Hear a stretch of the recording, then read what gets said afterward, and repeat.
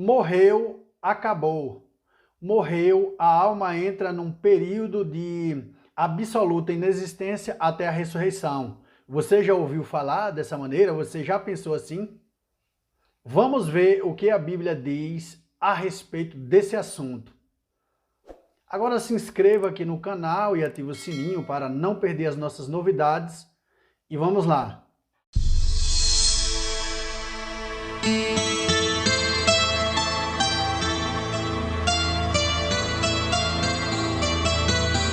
Há grupos pseudo-cristãos que alegam que a alma está no sangue, usando textos isolados para embasar as suas doutrinas, como, por exemplo, Gênesis capítulo 9, versículo de número 3 e 4, que diz: tudo quanto se move, que é vivente, será para o vosso mantimento.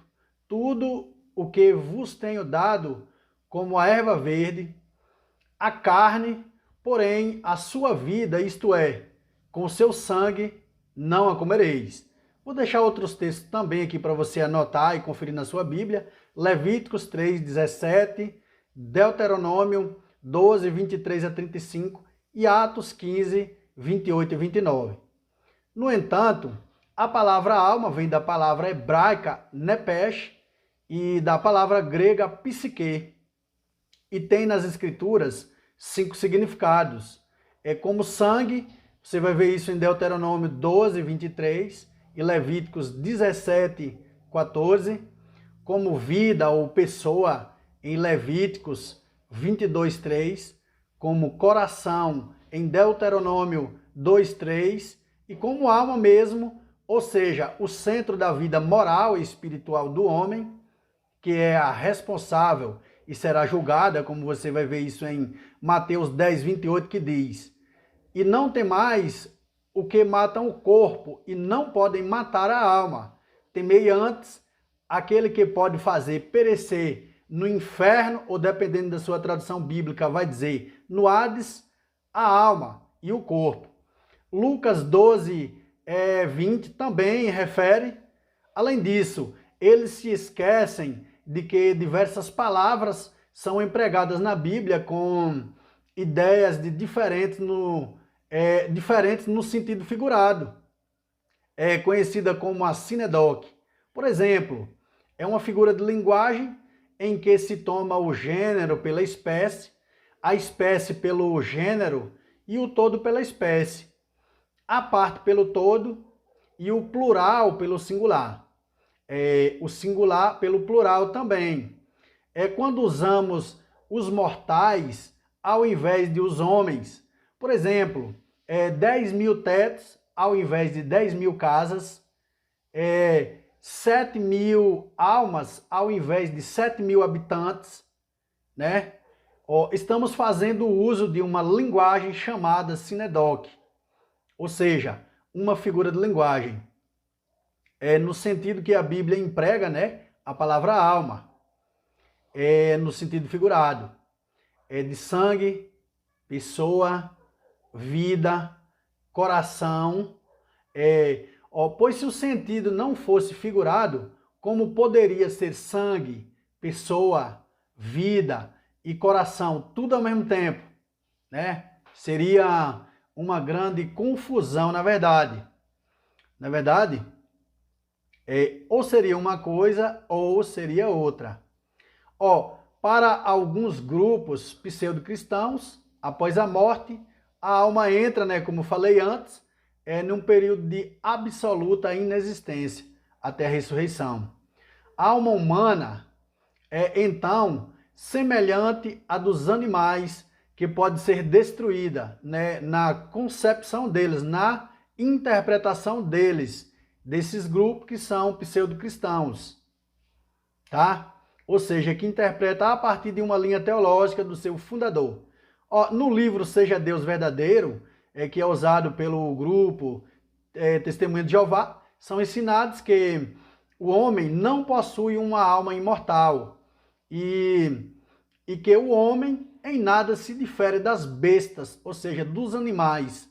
A Bíblia deixa bem claro que a alma humana continua depois da morte física, pois ocorre a separação do corpo e da alma. Você vai ver isso em Atos, capítulo 7, versículo de número 59, que diz: E apedrejaram a Estevão, que em invocação dizia: Senhor Jesus, recebe o meu espírito. Tá? Filipenses, capítulo 1, versículo de número 21, também diz: Porque para mim o viver é Cristo e o morrer é ganho ou lucro, dependendo da sua versão. Ou seja, Paulo tinha a convicção de que, terminando seus processos vitais, já estaria na presença do seu Criador. Vou deixar mais referências aqui para você também, para você conferir aí, como Lucas 23, 42 e 43, Hebreus 12, 22 e 23, Apocalipse 7, 9 e 14, Lucas 16, 19 a 31, Eclesiastes 12, 7, né? E 2 Coríntios 5, 1 a 8. Porque sabemos que a nossa casa terrestre é deste tabernáculo, se desfizer, temos de Deus um edifício feita por mão eterna nos céus. Ou seja, que Deus construiu para nós. Por isso, estamos sempre de bom ânimo, sabendo que, enquanto estamos no corpo, vivemos ausente do Senhor, mas temos confiança e desejamos antes deixar este corpo para habitar com o Senhor. Ou seja, só é possível ir para a presença de Deus quando sairmos desse corpo, através da morte física. Lembrando que o Deus vivo não é Deus de mortos, e sim de vivos. Mateus 22, 31 e 32. E acerca da ressurreição dos mortos, não tendes lido que o Deus vivo declarou dizendo: Eu sou Deus de Abraão, o Deus de Isaac e o Deus de Jacó. Ora, Deus não é Deus dos mortos, mas dos vivos, tá? Assunto só. Quando Deus diz que não é Deus de mortos, mas de vivos, é porque quando o ser humano ele toma a decisão de viver para Cristo em seu evangelho, ele fez algo incrível. Ele vence a morte junto com Cristo, porque a morte é o salário do pecado. Quando você se rende ao Senhor como único e suficiente Salvador, você é isentado do pecado que levaria à morte. Ou seja, a morte física, que é a primeira morte, e a segunda morte, que é a separação eterna do espírito do homem da presença do seu Criador. Você vai passar, se Jesus não voltar antes para te arrebatar, vai passar pela morte física. Mas a segunda morte você não vai passar, porque você vai passar da morte para a vida. João 11, 25, ok?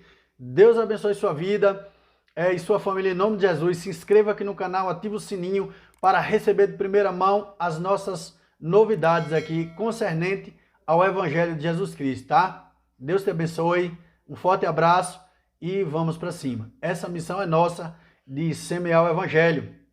E também combater heresias, tá? Minha base bíblica é Judas 1, 2, tá?